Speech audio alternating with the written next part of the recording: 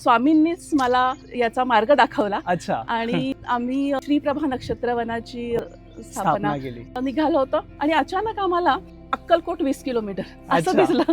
आणि आम्ही म्हणजे लिटरली आम्हाला स्वामींनी बोलवल्यासारखं असं झालं. आम्ही अक्कलकोटचं दर्शन घेतलं, पुढे गेलो. पण त्यावेळेस तिथे असं जाणवलं की स्वामींना आमच्या हातून हे असं काहीतरी घडवायचंय, कृष्ण त्याला पद्धतीचे. आणि पिरॅमिड असलेले हे भारतातलं पहिलं नक्षत्रवन इथे स्थापन केलेलं आहे. हे जी नक्षत्र आहेत त्याला आपले आपले देवता असतात, स्वामी असतो, पक्षी प्राणी त्याचे साऊंड असतात, मंत्र असतात. प्रत्येक नक्षत्राला आराध्य वृक्ष असतात. तर हे जे आराध्य वृक्ष आहेत 27 नक्षत्रांचे 27 आराध्य वृक्षांचे रोपण आपण इथे केलेलं आहे. आपल्याला 12 राशी माहिती आहेत, तशाच 12 राशींसारखी 27 नक्षत्र. नुसतं रोपण नाही तर हे संस्कारित झाडं करून आपण इथे रोपण केलेलं. रॅन्डमली कुठली झाडं लावलेली नाहीयेत. आपण त्याचा विधी केलेला आहे, त्याच्यावरती होम हवन केलेला आहे, पूजा केलेली आहे, मंत्रोच्चार झाले, संकल्प घेतला की या झाडाखाली जे बसतील त्यांची चांगल्या प्रकारे उपासना व्हावी. बरेच जण ध्यान करतात पण म्हणावं तसं फळ नाही मिळत. ते विधिवत आम्ही ते प्रत्येक झाडासाठी ते केलं. पूर्वीच्या काळी तुळशीभोवती स्त्रियांनी प्रदक्षिणा घालणे, पण देवाला जातो तेव्हा आपण प्रदक्षिणा घालतो. हे म्हणजे काय की तिथली जी एनर्जी आहे, पॉझिटिव्हिटी आहे ती आपण एकवटून घेतो. ऑरा स्ट्रॉंग करतो. जे रिच्युअल्स आहेत नक्षत्रवनाचे ते लोकांनी केले. परिक्रमा केली, ध्यान केलं, इथलं ध्यान केलं. आणि त्याच्यानंतर आम्ही त्यांचे प्रत्येकाचे परत ऑरा चेक केले. त्यांना पण बिलीव्ह नाही झालं, एवढं 3 पट ऑरा वाढलेला दिसला. अच्छा. ह्या जी रचना आहे त्याचा मॅप आहे. तर त्यांनी आधी पिरामिडला परिक्रमा करायची, म्हणजे पूर्ण इथे पायवाट दिलेली आहे, 3 फेऱ्या मारायच्या. इथली जी सगळी पॉझिटिव्हिटी आहे झाडांची, पिरॅमिडची, ती सगळी एकवटून घ्यायची. काल रात्री मी लाइटिंग जी बघितली इथली, ती लाइटिंग मध्ये परत ते थांबून हे पिरॅमिडचं स्ट्रक्चर वगैरे. त्या शीतली प्राणायाम रेग्युलर करतात. इथे येऊन त्यांच्या आराध्य वृक्षाला स्पर्श करून त्याला मिठी मारली. आणि त्या म्हणल्या मला शीतली प्राणायाम करून जो थंडावा आणि जे एक्सपिरियन्स होतं ते मला इथे या म्हणजे तो वृक्ष माझी उष्णता अशी ऍब्झॉर्ब करतोय असं मला कुठेतरी फिलिंग आलं. पिरॅमिड हे ध्यानासाठी आणि एनर्जी वाढवण्यासाठीचं एक चांगलं स्ट्रक्चर. म्हणजे याच्यामध्ये आपण बसून ध्यान केल्यास 3 पट आपली एनर्जी वाढते. आपलं मन हे पटकन लवकर जास्त विचारशून्य इथे होतं.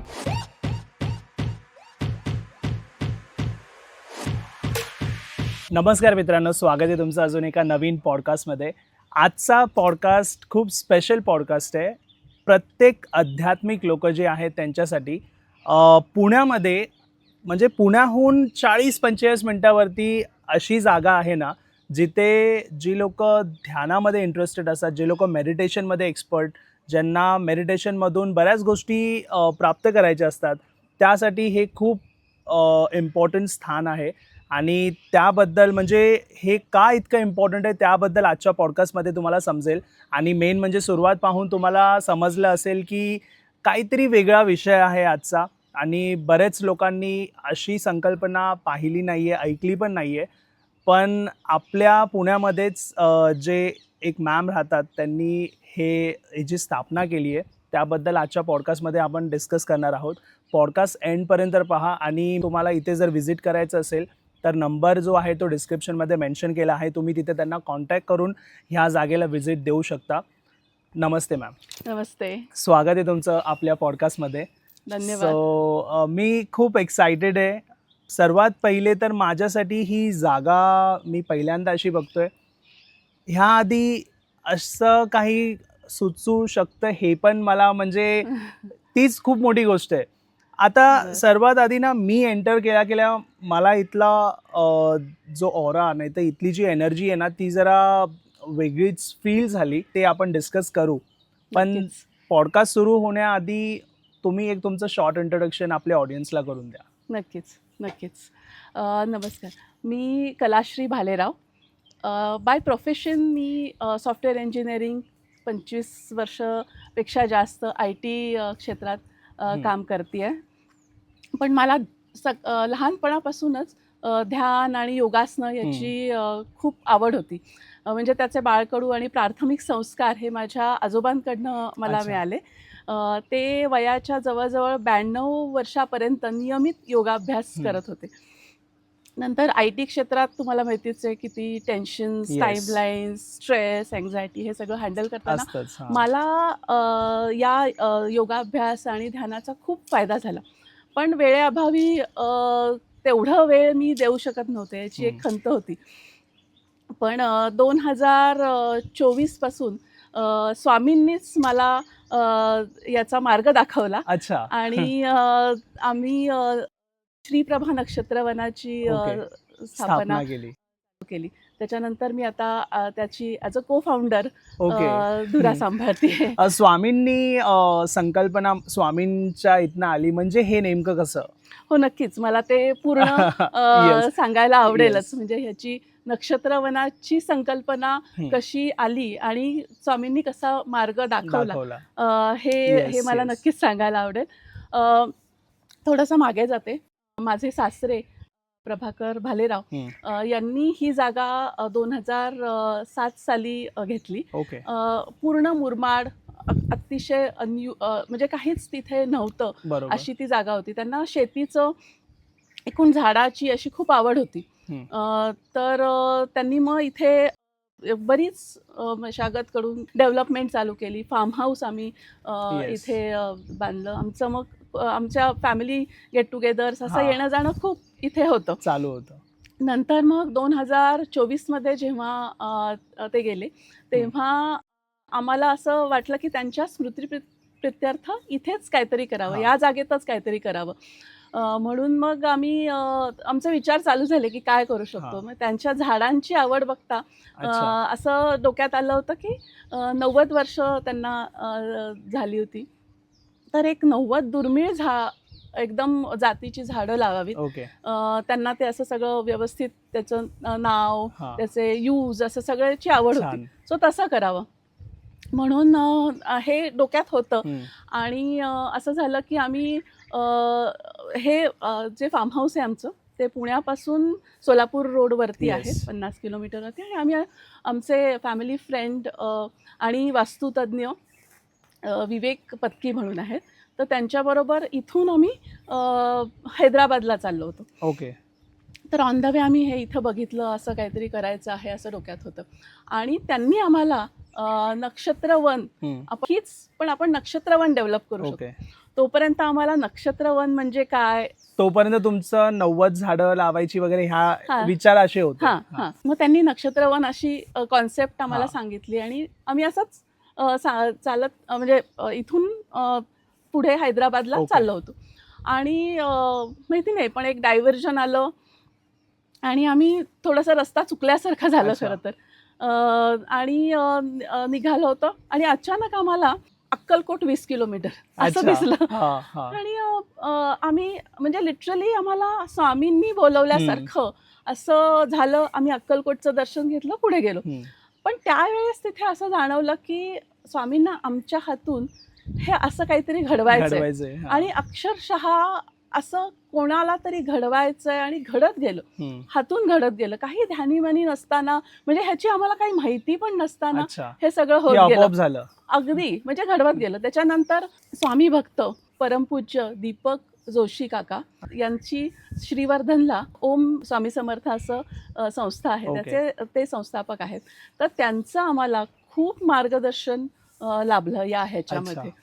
तर आम्ही खरोखर भाग्यवान समजतो की आमच्या हातून हे सगळं. त्यानंतर ती कॉन्सेप्ट तुम्ही प्रॉपर इथे डेव्हलप केली. येस. ओके. म्हणजे आमचे फॅमिली फ्रेंड विवेक पत्की, विवेक दादांचं खूप त्यांनी ह्याच्यामध्ये अभ्यास करून हे सगळं डेव्हलप केलं.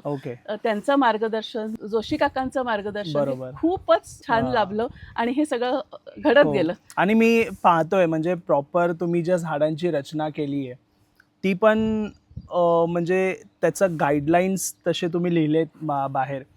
सो ह्याबद्दल आपण चर्चा करूच.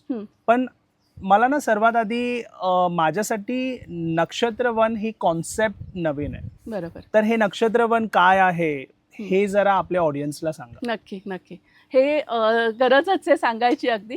म्हणजे जसं म्हणलं तसं आम्हाला पण ह्याची माहिती नव्हती. आणि जेव्हा एक गंमत सांगते की जेव्हा नक्षत्रवनाचा आम्ही हे कम्प्लीट झालं आणि आमच्या काही फॅमिलीज आणि फ्रेंड्स असांना आम्ही इन्व्हाइट करत होतो, तेव्हा अच्छा, तुम्ही नक्षत्रवन म्हणजे काही गाण्याचा कार्यक्रम आहे का? अच्छा, कारण म्हणजे तो शब्द नक्षत्रांचे ऐकल्यावरती देणे हा, किंवा हा. असं असं एक डोक्यात Yes. असतं.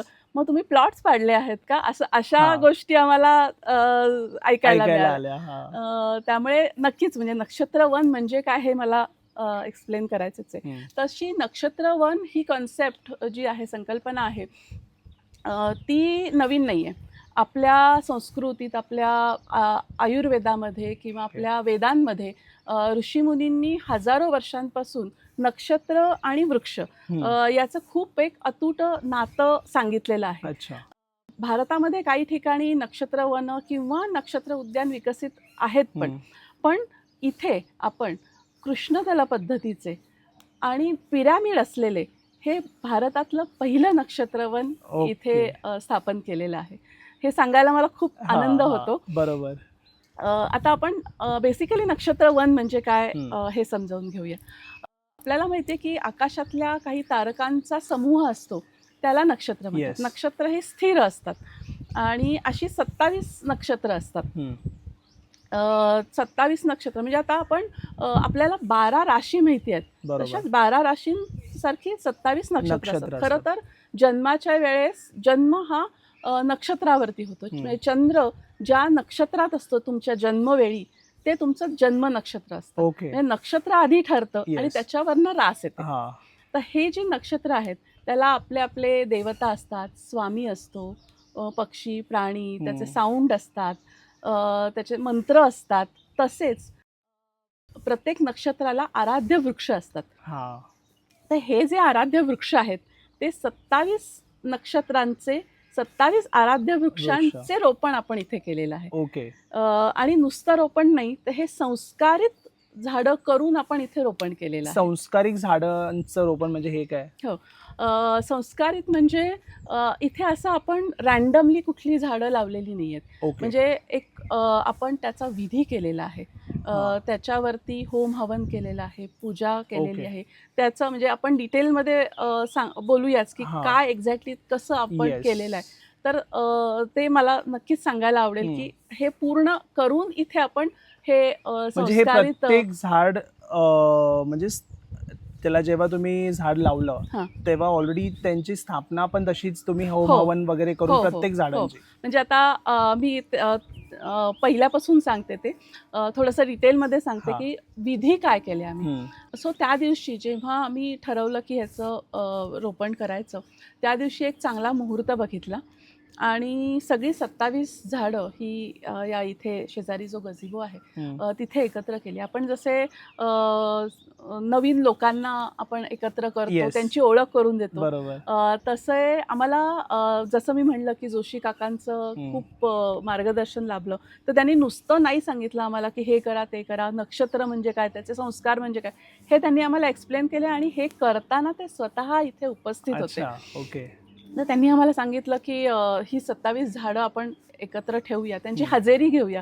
आम्ही एकेका झाडाची हजेरी घेतली, त्यांची ओळख करून दिली. नंतर मग तिथे पूजा मांडली होती, मंत्रोच्चार झाले, संकल्प घेतला की या झाडाखाली जे बसतील त्यांची चांगल्या प्रकारे उपासना व्हावी. कारण बऱ्याच जणांना बरेच जण ध्यान करतात पण म्हणावं तसं फळ नाही मिळत. तर ते विधिवत आम्ही ते प्रत्येक झाडासाठी ते केलं. त्याच्यानंतर इथे पिरॅमिडमध्ये होम हवन झालं आणि हे सगळं 27 झाडांना एकत्र झालं. नंतर प्रत्येक झाड हे प्रत्येक नक्षत्राचं होतं. सो प्रत्येक नक्षत्राचा एक मंत्र असतो, तर ते एक एक झाडाला तो मंत्र तेवढ्या वेळा म्हणून त्याचं रोपण झालं. मग रोपण करताना सुद्धा काही गोष्टी म्हणजे गोमूत्र म्हणा, तीळ पांढरे हे प्रत्येकाचं वेगवेगळं असतं. तर ते सगळं विधिवत हे इथे पार पडलं. त्याच्यानंतर हे पहिल्यांदा जेव्हा झालं तेव्हा, आता रोज आम्हाला इथे आपण सकाळ संध्याकाळ पाणी द्यायला लागतो. रोज 1 तासभर मंत्रोच्चार चालू असतात. आणि हे आम्ही ह्याच्या म्हणजे आधी मंत्रोच्चार करण्याच्या आधीचे आणि नंतरची झाडांची वाढ किंवा किती हेल्दी आहेत ते तुम्ही बघू शकता. ते खूप आम्हाला त्याचा फरक जाणवतोय. म्हणजे हे सगळं आम्ही करून हे जे केलं त्याला संस्कार झाडावरती करून संस्कारित झाड लावणं असं म्हणतात.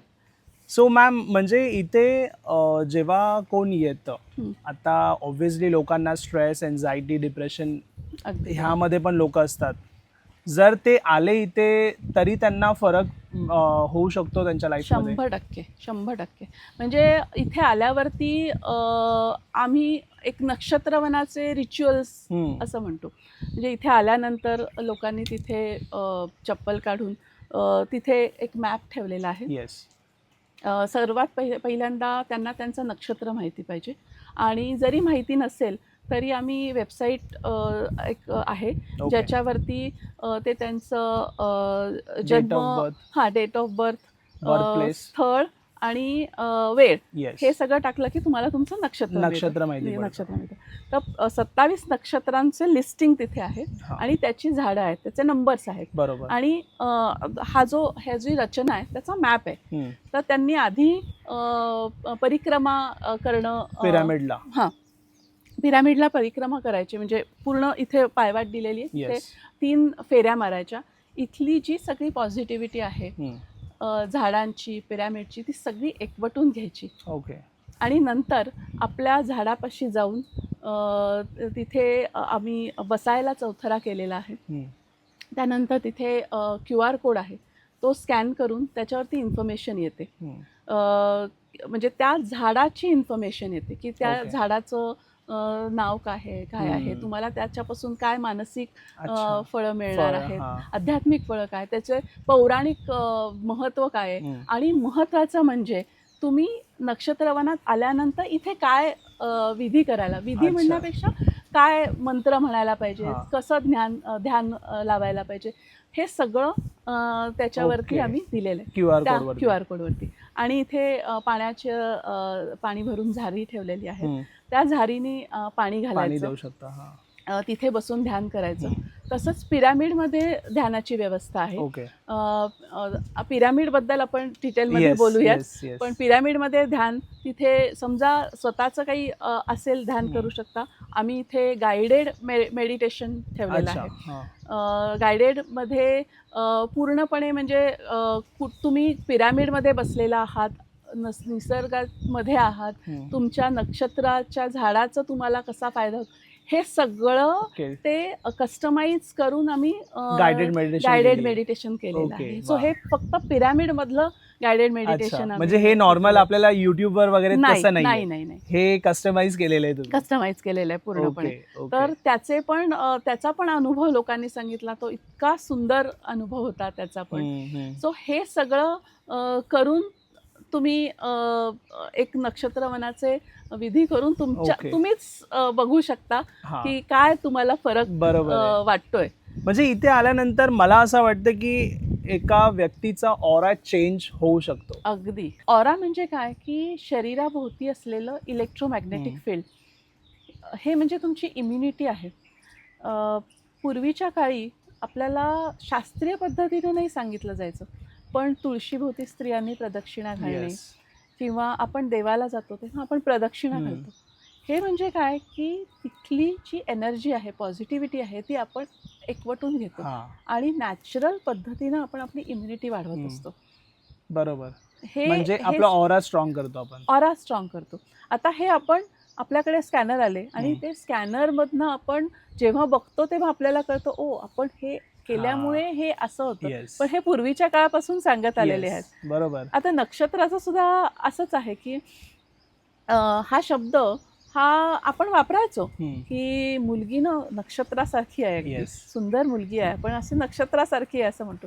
किंवा एखाद्या मुलाला उपरोधाने म्हणतो, कुठल्या नक्षत्रावरती जन्माला आलंय काय, बरोबर बोलतो आपण, असं या टाईप. किंवा आता अजूनही गावाकडचे लोक नक्षत्रावरून बरीच शेतीची लागवड वगैरे करतात. तुम्ही त्यांना विचारलं की काय कसं चालू आहे, तर ते म्हणतील नक्षत्र बरी आहेत, पण सध्या म्हातारा नक्षत्र चालू आहे, सासूचं नक्षत्र चालू आहे, हे त्यांचे कोडवर्ड्स आहेत. त्यामुळे तिकडे अजूनही नक्षत्र ह्याचे संबंध आहे, कॉन्सेप्ट आहे. याच्यावरती आम्ही प्रयोग केलेले आहेत. आता आधुनिक तंत्रज्ञानाने एवढं आपल्याला सगळं मेजर करतायत आणि लोकांना बेसिकली ना ते मेजर करून बघितलेलं जास्त मनाला पटतं. आता लोक लॉजिकली विचार पण करतात ना, मग त्यांना रिझल्ट पण येस दिसतंय तर मी काहीतरी दिसलं की ते जास्त बिलीव्ह करतात. म्हणजे मला पॉझिटिव्ह वाटतंय, पण मला त्या ऑरा स्कॅनर वरती माझा Yes. वाढलेला ऑरा दिसतोय हा. तेव्हा मी जास्त बिलीव्ह बरोबर. करते. हे ग्रुप आला होता. मी जसं म्हणलं तसं आमचे वास्तुतज्ञ हे जिओपॅथी तज्ज्ञ आहेत, विवेक दादा. तर त्यांनी ते स्कॅनरनी बघतात. तर त्यांनी काय केलं की ग्रुप आल्यानंतर तिथे जे लॉन आहे तिथे सगळ्यांचा ऑरा स्कॅन केला आधी. ओके. नंतर मग जसं सांगितलं त्याप्रमाणे नक्षत्रवनाची आम्ही माहिती पण देतो. पूर्ण एक व्हिडिओ केलेला आहे की काय आहे याची कॉन्सेप्ट, काय आहे इथे, याची रचना कशी केलेली आहे ह्याची माहिती त्यांनी घेतल्यानंतर प्रत्येकाने इथे येऊन जसं मी आत्ता म्हणलं की जे रिच्युअल्स आहेत नक्षत्रवनाचे ते लोकांनी केले. परिक्रमा केली, ध्यान केलं, इथलं ध्यान केलं आणि त्याच्यानंतर आम्ही त्यांचे प्रत्येकाचे परत ऑरा चेक केले.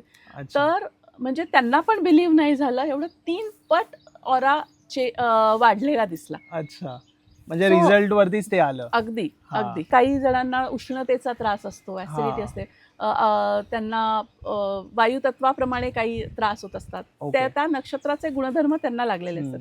इनफॅक्ट पूर्वी आयुर्वेदामध्ये माणसांच्या नक्षत्रावरनं औषध दिलं जायचं.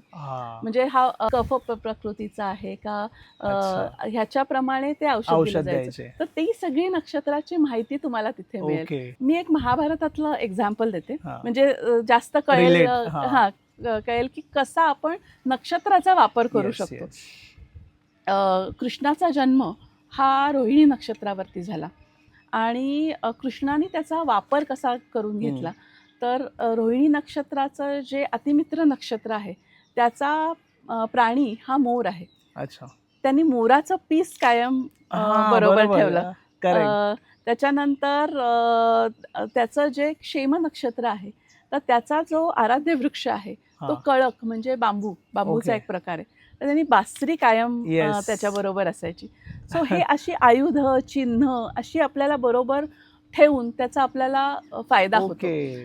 क्षेम नक्षत्र किंवा संपत नक्षत्रावरती तुम्ही काही इन्व्हेस्टमेंट केलीत तर ती लाभदायक ठरतात. सो असं जे ज्योतिषशास्त्र आहे त्याच्या मागे त्याप्रमाणे त्याचा उपयोग होतो. बरोबर आहे.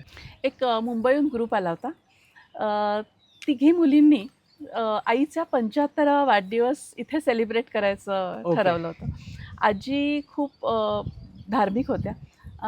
त्या खूप देवांचं करतात, ध्यानधारणा करतात, बऱ्याच गोष्टी करतात. त्यामुळे खूप स्पिरिच्युअल आहेत. त्यामुळे त्यांनी असं ठरवलं की आपण इथे त्यांचा 75वा वाढदिवस करूया. त्यांचा म्हणजे मी शब्दात सांगू शकत नाही इतका अविस्मरणीय अनुभव होता. आणि म्हणजे त्यांनी स्वतः सकाळ संध्याकाळ इथं ध्यान केलं. आमचं इथे याचं दत्ताचं मंदिर आहे तिथे जाऊन त्यांचं नेहमीचं जे काही म्हणतात ते म्हणल्या. इथे अग्नितत्वाच्या इथे अग्निहोत्र केलं. सो त्यांनी खूप गोष्टी केल्या. पण त्या म्हणल्या की मला सकाळी उठल्यावरती जेव्हा माझ्या नाती इथे येऊन त्यांच्या आराध्य वृक्षापाशी बसून ध्यान करतायत तेव्हा मला म्हणे भरून आलं. इतक्या त्या भरभरून सांगत होत्या आणि असे अनुभव ऐकून आम्हाला खूप त्याच्यामध्ये म्हणजे अजून काय ते अजून करावं आणि आपण खरंच काय त्यांना खुशी ही की ह्या पिढीने पण ती गोष्ट कंटिन्यू ठेवली त्याचा आनंद त्यांना तसा. त्या म्हणल्या इतका वेगळा माझा वाढदिवस साजरा झालेला आहे की मी सांगू शकत नाहीये तुला. इतक्या भरभरून त्या हे करत होत्या. त्याच्यानंतर एक IT चा मधला ग्रुप होता. मैत्रिणी आल्या होत्या. IT म्हणजे माहितीये सगळे टेन्शन आणि फक्त शांतता हवी होती त्यांना. त्यांनी त्या आल्या, हे व्हिडिओ वगैरे बघितला. त्या म्हणल्या की आम्ही कधी मेडिटेशन केलेलं नाहीये पण करायची इच्छा आहे. तर इथे गायडेड मेडिटेशन आहे त्याप्रमाणे गायडेड मेडिटेशन केलं. बाकी सगळे रिच्युअल्स आपल्याप्रमाणे हे केले आणि त्या म्हणल्या की एवढी शांतता आम्ही इथे अनुभवली आहे की आता इथून जायचं मन होत नाही. आणि हा अनुभव प्रत्येक ग्रुपला येतो की इथून पाय निघवत नाहीये. म्हणजे अक्षरशः ठरलेलं असतं की आम्ही 4 वाजता चहा पिऊन निघू इथून.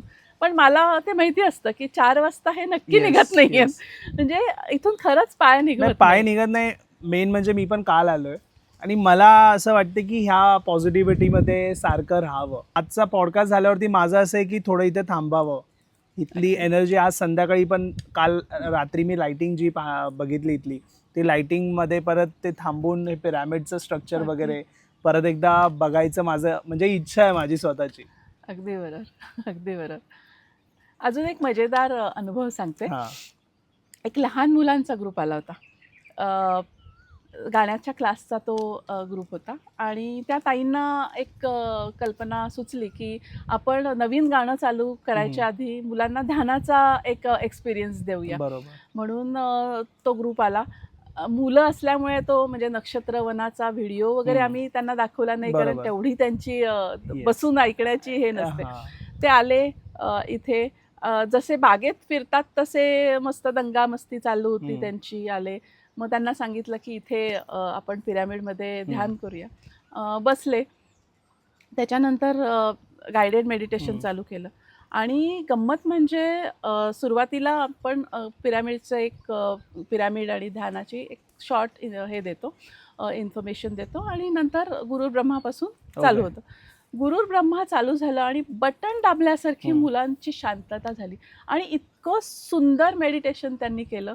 त्यानंतर गझिबोमध्ये जाऊन त्यांनी नवीन गाण्याची सुरुवात केली आणि ताईंच्या मते त्यांची बैठक इतकी छान बसली होती. त्याच्यानंतर नंतर गप्पांमध्ये त्यांना कळालं की झाडांना संगीताचा म्हणजे ते रिस्पॉन्स करतात झाडं संगीताला, की बकुळीच्या झाडाच्या इथे माउथ ऑर्गन वाजवलं तर असा एक्सपिरियन्स होता की फक्त बकुळीचं झाड प्रतिसाद देत होतं, बाकी सगळी शांत होती झाडं, पण हे हलत होतं. म्हणजे ते आवडतं. हे सगळं ऐकल्यावरती त्यांना एक म्हणजे एवढं छान वाटलं की त्यांनी ताईंना विनंती केली की आपण हे गाणं झाल्यावरती परत इथे येऊन इथल्या झाडांना आपण हे गाणं ऐकवायचंय.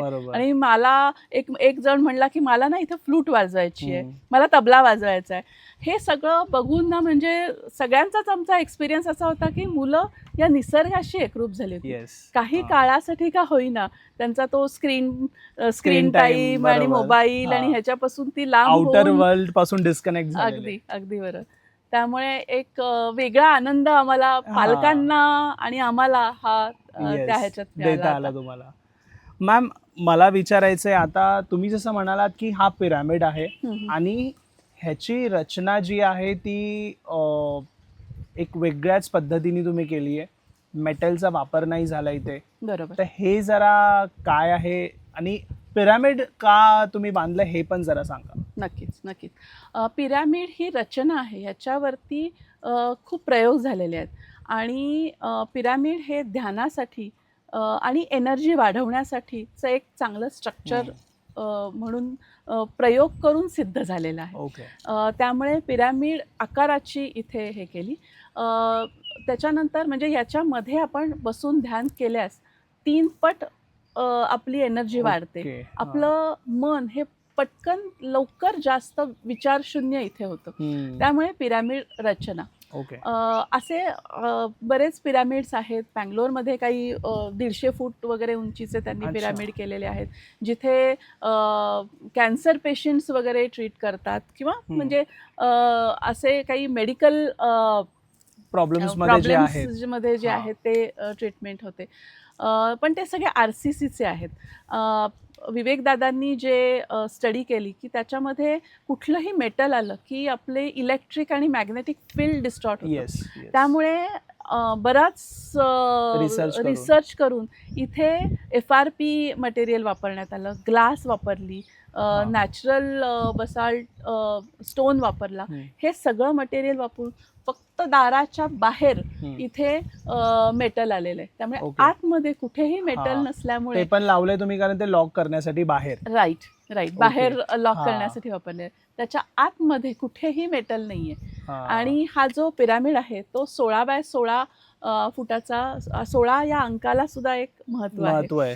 तर तो आतला बरोबर 16x16 आणि त्याच्या बाहेरची जी रचना आहे ती त्या पटात केलेली आहे. याचं मोजमाप हे टोटल स्टेशन मेथड ही एक आधुनिक तंत्रज्ञान आहे त्यांनी केलेलं आहे. म्हणजे पूर्वेला पूर्वच असेल, दक्षिणेला दक्षिणच असेल, कुठे ती झुकलेली नाहीये, अशा ह्यानी ते केलेलं आहे. आणि ह्याच्या बाहेरची सगळी जी रचना आहे ती सर्वतोभद्र या प्रकारची रचना आहे. सर्वतो म्हणजे सगळ्या बाजूंनी, भद्र म्हणजे शुभ, सगळ्या दिशांनी सगळ्या बाजूंनी हे शुभ एनर्जी ऍक्सेप्ट करतो.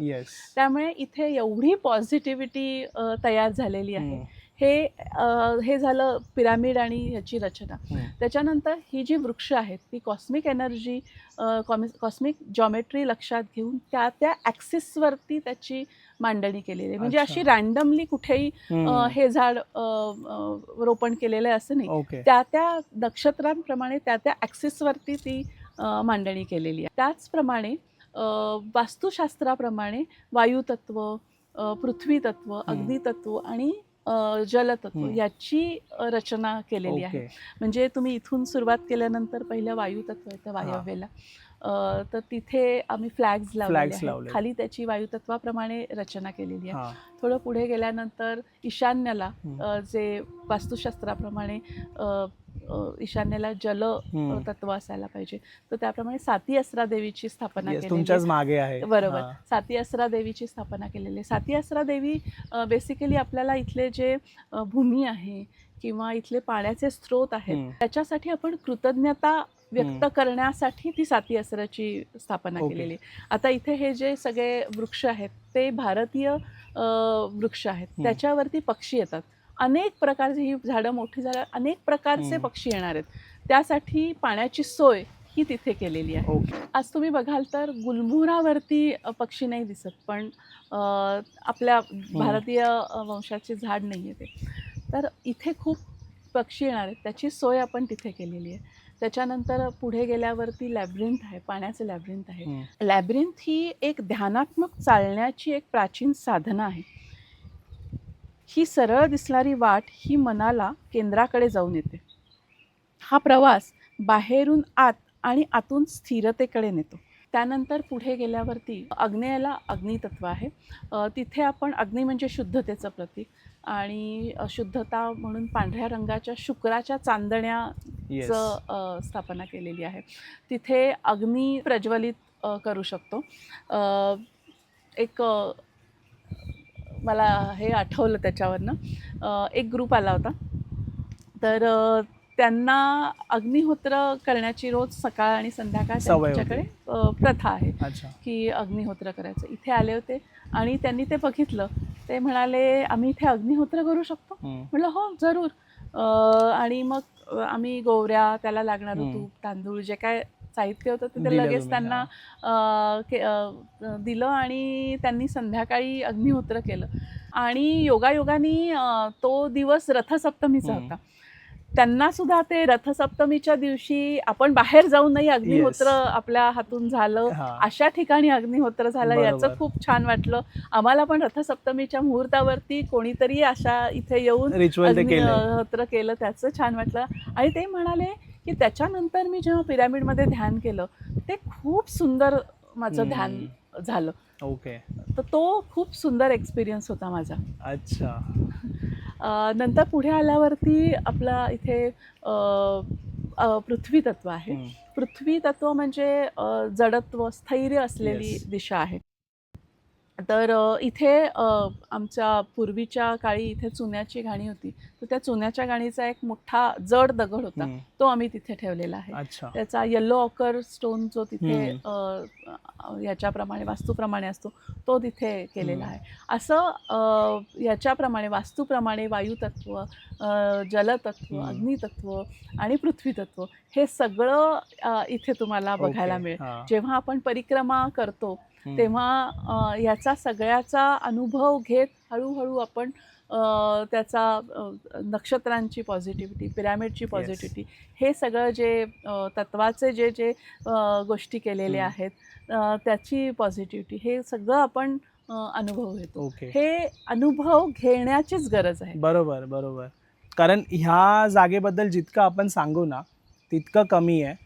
इथे येऊन फील जेव्हा तुम्ही तो घ्याल ना तेव्हा तुम्हाला समजेल की किती इम्पॉर्टंट आहे ही जागा आणि किती पॉझिटिव्हिटी इथे आल्यावरती तुम्हाला मिळेल. मॅम, इथे कोण कोण येऊ शकतं? काही रेस्ट्रिक्शन्स वगैरे आहेत की काय एज लिमिट आहे असं काही?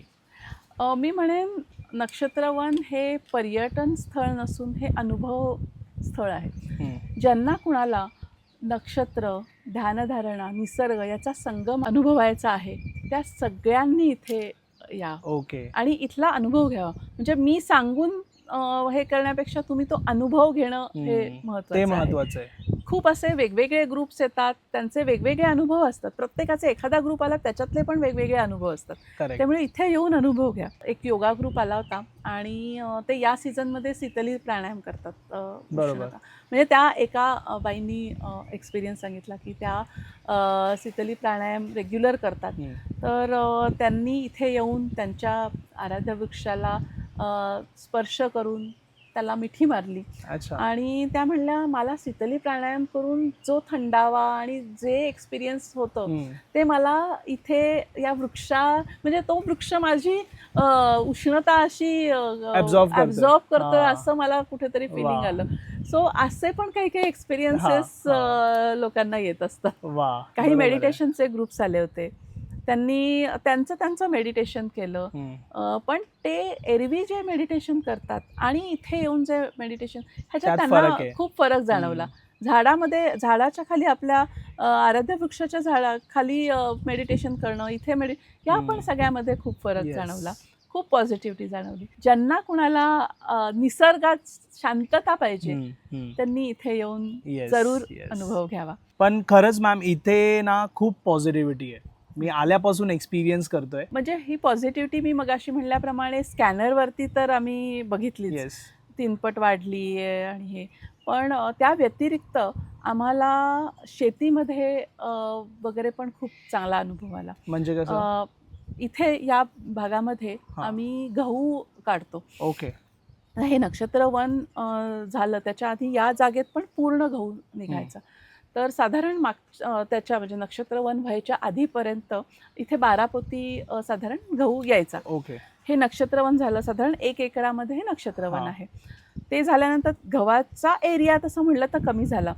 पण गहू यावर्षी म्हणजे नक्षत्रवन झाल्यानंतर 20 पोती गहू आला आणि त्याचं जी क्वालिटी आहे ती पण लक्षणीय त्याची बदल आम्हाला जाणवला. पण 1 एकर कमी झाला म्हणजे गहू कमी झाले पाहिजेत. हो. आणि वाढला, त्याची क्वालिटी वाढली. त्याच्यानंतर इथे आमचे आंब्याची झाडं आहेत, चिक्कूची झाडं आहेत. त्या सगळ्यांचंच म्हणजे आम्ही सगळ्यांना देतो. तर लोकांकडनं आलं, अरे यावेळेस तर तुमचे चिक्कू खूप मोठे, खूप गोड लागतात. म्हणजे असं शेतीमध्ये पण असे खूप एक्सपिरियन्सेस आले. इनफॅक्ट असं म्हणतात की शेती म्हणजे आता गहू सपोज आपण पेरतोय तर कुठली बियाणं आधी एक 24 तास पिरॅमिडमध्ये ठेवायचं आणि मग त्याची हे करायचं. इथली जी पॉझिटिव्हिटी असेल ती त्याच्यामध्ये येईल आणि मग त्याची तो पण आता आम्ही प्रयोग करून बघणार आहोत. बरोबर. त्याच्यानंतर अजून एक एक्झाम्पल, इथे कवठाचं झाड आहे. हे कायम इथली कवठं पडायची आणि ती किडकी असायची. आणि अशीच अचानक एकदा ह्याच्यात फिरत असताना मी कवठ पडलं होतं, म्हटलं बघूया. एक चांगलं निघालं, नंतर पुढे चांगलीच निघाली. अरे म्हटलं हा एक चांगला हे आहे की हे झाल्यानंतर त्याच्या शेजारीच असलेल्या कवठाचं पूर्णपणे आता चांगली कवठ आणि त्याची क्वालिटी वाढली. हा आम्हाला बदल लगेचच जाणवतो. नंतर नक्षत्रवन झाल्यानंतर आम्हाला असं म्हणजे हे वाचण्यात आलं होतं की इथे पाऊस खूप कमी होतो, खूपच पाऊस कमी होतो. बरोबर. या एरियामध्ये पण झाल्यानंतरचा जो पावसाळा होता तो खूप चांगला पाऊस झाला. म्हणजे आता माहिती नाही मला नक्षत्रवनाचं किती का असं बघू, पण एक वाचण्यात होतं आणि ते लगेच आम्हाला अनुभवायला मिळालं. हे तर म्हणजे 2-3 गोष्टी आम्हाला लगेचच अनुभवायला मिळाल्या. बरोबर. हे मी अनुभव आता तुम्हाला सांगितलेत. ते म्हणजे तुम्ही फीडबॅक बुक एका मी इथे अभिप्राय लिहायला ठेवलेला आहे आणि लोक जाताना लिहितात. म्हणजे ते अभिप्राय त्यांचे बघणं हे एक माझ्यासाठी खूप एक आनंदाची गोष्ट असते. मला खूप मी ते एन्जॉय करते ते वाचणं.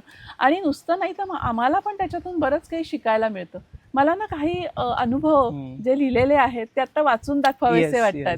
एकांनी लिहिलेलं आहे की जसे शरीरात 12 प्रणाली, 7 चक्र, 72,000 नाड्या आहेत तसेच हे श्रीप्रभा नक्षत्रवन एक बाह्य ऊर्जा शरीर, एनर्जी बॉडी आहे. व्यक्ती जेव्हा नक्षत्रवनात प्रवेश करतो ती फक्त बागेत चालत नाही, ती एका कॉस्मिक नकाशातून प्रवास करते. तुमचे श्रीप्रभा नक्षत्रवन हे केवळ लँडस्केप प्रोजेक्ट नाही, तर आध्यात्मिक अनुभव केंद्र आहे. एक वैदिक कॉस्मिक मॉडेल आहे आणि हे अनुभव केंद्र तुमच्या हातून घडले त्याबद्दल तुमचे अभिनंदन.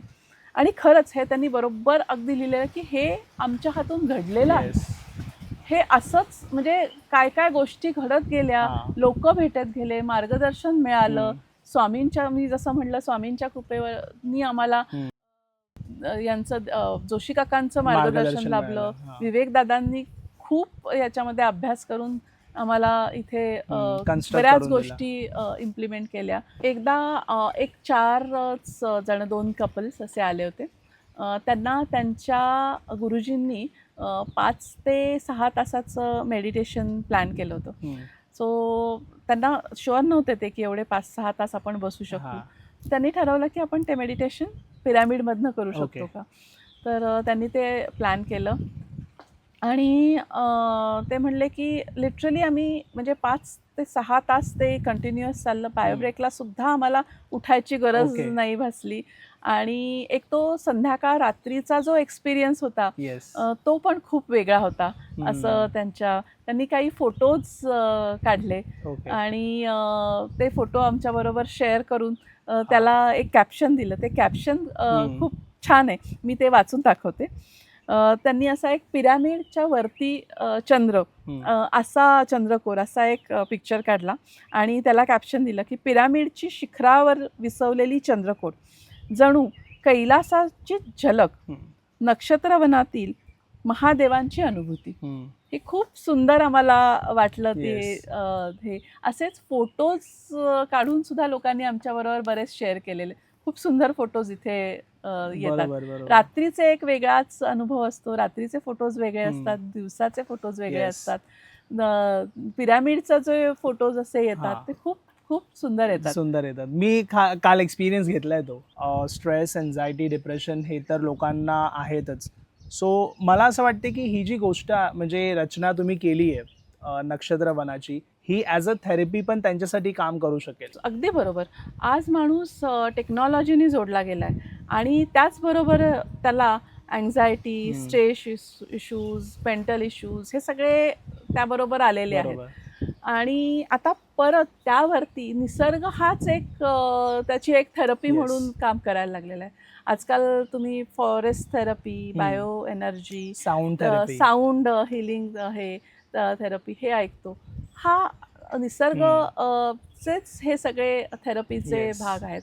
नक्षत्रवन हा त्याचाच भाग आहे. हे जसं मी म्हटलं तसं भारतीय संस्कृतीमध्ये, परंपरेमध्ये हजारो वर्षांपूर्वी हे सगळं लिहून ठेवलेलं आहे आणि त्याचा आता खूप चांगला वापर, उपयोग होताना आपल्याला दिसतोय. आता आपण म्हणजे ते आधुनिक, जसं मी स्कॅनर म्हणलं तसं स्कॅनरवरती दिसतं आणि आता आपल्याला ते जाणवतं की आता ओके माझं हे वाढलेलं आहे. सो हा वापर होतो आहे.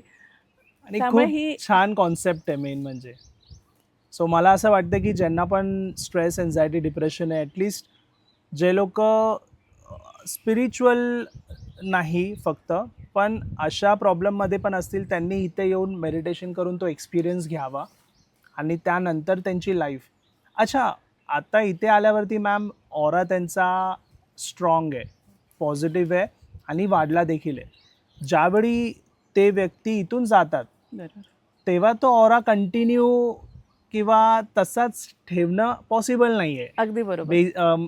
आपल्या डेली लाईफमध्ये आपण लोकांच्या म्हणजे नेगेटिव्ह गोष्टींच्या कॉन्टॅक्टमध्ये येतो किंवा अशा परिसरात जिथे नेगेटिव्हिटी आहे. सो कुठेतरी तो ऑरा परत हार्म होतो किंवा कमी होऊन जाणार. सो ह्याला मेंटेन ठेवू शकतो का आपण? मेंटेन नक्कीच ठेवू शकतो. मी काही अगदी सोप्या गोष्टी सांगू शकते. आपण जेव्हा मेडिटेशन होईल तेव्हा लगेच मेडिटेशन झाल्या आपला ग्रुप असेल समजा की ग्रुपमध्ये जोक्स चालू करणं, गप्पा मारणं, मोबाईल, लोकांना 1 तास मोबाईल पासून बाहेर आहे तर लगेच पहिले फोन, किती मिस कॉल्स आहेत, किती अनरीड मेसेज, मोबाईल दूर ठेवा हा. आणि शांतता, मौन पाळा. ही जी एनर्जी आहे ती आपल्या भौतिक शरीरामध्ये एकवटती आहे असा एक संकल्प करा आणि ते अनुभवा. मौन राखा, हे पहिलं गोष्ट. दुसरी म्हणजे आचमन, त्यांनी पण फायदा होतो. हे झाल्यानंतर हातपाय धुवा आणि पाणी प्या. पाण्याने तुमची जी एनर्जी आहे ती स्थिरावेल, तुमच्यामध्ये येईल. त्याच्यानंतर अनवाणी थोड्या वेळ फिरा, इथे चाला. अजून ती जी एनर्जी आहे ती एकवटून आतमध्ये स्थिर होऊ दे. आणि जसं आपला मोबाईल रिचार्ज करायची गरज असते तसं मध्ये मध्ये तुम्हाला रिचार्ज करायलाच लागेल. 1-2 महिन्यामध्ये तरी एक विजिट देऊ. म्हणजे तुम्ही इथे विजिट करा, कुठेही मेडिटेशन करा. इनफॅक्ट घरी सुद्धा तुम्ही तुमचं नक्षत्राचं झाड, तुम्हाला आता इथून माहिती होईल की कुठलं झाड आहे, कशी हे करू शकता. ते तुम्ही घरी पण लावू शकता. मी आता माझ्या मुलीचं सिंह राशीची आहे, तिचं आराध्य वृक्ष वड आहे. तर आम्ही घरी तिच्यासाठी वडाचं झाड मोठ्या कुंडीमध्ये लावलेलं आहे. वडाचं झाड मोठंच होणार आहे, त्यामुळे काही दिवस ते कुंडीमध्ये, नंतर आम्ही बाहेर पर्यावरणात देऊ शकतो, ते हे करू शकतो, बाहेर प्लॅन करू शकतो. सो त्यामुळे ना एक भावनिक, म्हणजे ते कुठेही म्हणलं तरी तुम्ही रोज, म्हणजे आम्ही सुद्धा इथे रोज नाही येऊ शकत, त्यामुळे घरी पण लावू शकता, तिथे हे करू शकता. आता तिला एक मी म्हणेन की एक भावनिक संबंध एक प्रस्थापित होतो जेव्हा काहीतरी घरी तुम्ही हे कराल, किंवा एक रेग्युलर जिथे तुम्ही जाऊ शकाल असं करत असाल तर. तिला मी सांगितलं होतं की तू म्हणजे कधी पाहिजे तेव्हा तुला हे कर, पाणी घाल, 1-2 मिनिटं बसत जा. परीक्षेला जाताना 1 मिनिटं का होईना तिथे बसायची. मग प्रत्येक वेळी पाणी घालेलंच असं नाही. असंच आम्ही ट्रिपला गेलो होतो 8 दिवस, आणि एकदम अचानक ती म्हणली की ओ माय गॉड, म्हटलं काय आलं? माझं झाड, त्याला पाणी. म्हटलं केली आहे व्यवस्था. घरी गेल्यावरती तिनं बघितलं की आहे ना आपलं झाड. म्हणजे हा जो एक कनेक्ट होतो ना, तो खूप महत्वाचा आहे. म्हणजे आपल्या आराध्य वृक्षाचं झाड आपण घरी पण लावू शकतो. हो, अगदी नक्की. आणि त्याला रोज तुम्ही वॉटरिंग करून ऍटलिस्ट 1-2 मिनिटं त्याच्या इथे बसा. बरोबर. आणि जसं म्हणजे अगदी जसं जमेल तसं बसा. खूप हार्ड अँड फास्ट रूल्स ठेवले ना की ते फॉलो होतातच नाही असं होतं. तसं आपल्याला माहिती आहे की विष्णू सहस्त्रनामाचे खूप फायदे आहेत, लोकांना खूप जाणवतात फायदे. याच्यामध्ये 108 मंत्र आहेत. तर याचा आणि नक्षत्राचा सुद्धा संबंध आहे. तो कसा? 27 नक्षत्र आहेत आपले. 27 × 4 108. तर प्रत्येक नक्षत्राला 4 त्याचे मंत्र सांगितलेले आहेत. त्यामुळे आता पूर्ण विष्णू सहस्त्रनाम म्हणणं शक्य नसतं, त्याचा फायदा नक्कीच आहे. पण आपल्या नक्षत्राचे जे 4 मंत्र आहेत ते रोज कधीही आपण म्हणू शकतो. सो ते बघून आपण जर का ते 4 मंत्र म्हणले तर त्याचा फायदा आपल्याला नक्की होतो. हे ठिकाण तसं पुण्यापासून 45 किलोमीटर्स असल्यामुळे सकाळच्या वेळेत तर फारशी काही ट्रॅफिक पण नसतं, त्यामुळे खूप जवळ असल्यामुळे तुम्ही 1 दिवसाच्या ॲक्टिव्हिटीज पण इथे करू शकता. सकाळी लवकर येऊन ध्यानधारणा, तुमचे योगाचे काही ग्रुप्स असतील तर तुमच्या स्टुडंट्सना घेऊन इथे लॉनवरती ॲक्टिव्हिटीज, ध्यान असं करू शकता. किंवा काही डिस्कशन्स, स्पिरिच्युअल रिलेटेड डिस्कशन्स करायची असते, त्याला पण इथे जागा पण आहे आणि इथली पॉझिटिव्हिटी डेफिनेटली हेल्प करू शकते. त्यामुळे 1 डे ॲक्टिव्हिटी करू शकता. समजा मुंबई किंवा लांबून येत असाल, आमच्या इथे जे मुंबईहून वगैरे आले होते त्यांनी इथे राहणं प्रिफर केलं. आमच्याकडे राहण्याची सोय आहे. साधारण 20 एक लोक इथे अकोमोडेट करू शकतात. फूड सगळं इन्क्लुडेड आहे, त्यामुळे तसा पण तुम्ही प्लॅन करू शकता. मी काय करतो ना मॅम, तुमचा नंबर डिस्क्रिप्शनमध्ये मेन्शन करतो. म्हणजे आता ऑब्व्हियसली ग्रुप्स पण वेगवेगळे येतील. कधी कोण 1 डेसाठी येईल, कधी कोण स्टेसाठी येईल, लांबून जर कोण येतं तर ते तुमच्याशी कोऑर्डिनेट करतील. त्याप्रमाणे तुम्ही त्यांना गाईड करून त्यांना मग तुम्ही इथे बोलवून ते पण इथला एक्सपिरियन्स घेऊ शकतील. सो तुमचा नंबर डिस्क्रिप्शनमध्ये मेन्शन करतो आणि तुमच्या इंस्टाग्रामची ID पण मेन्शन करतो मी. So thank you so much. सर्वात आधी तर मी जसं माझं भाग्य आहे की मी इथे आलो. काल रात्री पण मी जो एक्सपिरियन्स पाहिला इथे लाइटिंग्स जशा होत्या. खरं. परत सकाळी मी 6:30 वाजता जेव्हा इथे आलो तेव्हा सनराईजच्या वेळी तो जो एक्सपिरियन्स होता, मी आणि माझ्या वाईफनी तो एक्सपिरियन्स केला आहे. सो खूप छान वाटलं. आणि मला स्वतःला, मी जेव्हा ध्यान इथे केलं सकाळी, तेव्हा जो एक्सपिरियन्स आला आहे तो मी शब्दात नाही सांगू शकत. अगदी सो बरोबर. मी तर हेच सगळ्यांना सांगेन की तुम्ही एकदा येऊन इथे व्हिजिट करा. कॉन्टॅक्ट नंबर आहे डिस्क्रिप्शनमध्ये, तुम्ही मॅमला कॉन्टॅक्ट करून ॲड्रेस वगैरे त्यांच्याकडनं घेऊन तुम्ही व्हिजिट करू शकता. आणि त्यानंतर तुम्हाला जो एक्सपिरियन्स येईल ना, तुम्ही इथल्या फीडबॅक बुकमध्ये मेन्शन करून ह्या पॉडकास्टच्या कमेंटमध्ये पण तो एक्सपिरियन्स शेअर करा. म्हणजे अनेक लोक जे हा व्हिडिओ पाहतील ना, त्यांना पण समजेल की इथे काय एक्झॅक्टली, किती पॉझिटिव्हिटी आणि काय त्यांना मिळेल इथे आल्यानंतर. So thank you so much ma'am, thank you. Thank you. हा व्हिडिओ तुम्हाला आवडला असेल तर लाईक, शेअर आणि चॅनलला सबस्क्राईब नक्की करा. धन्यवाद.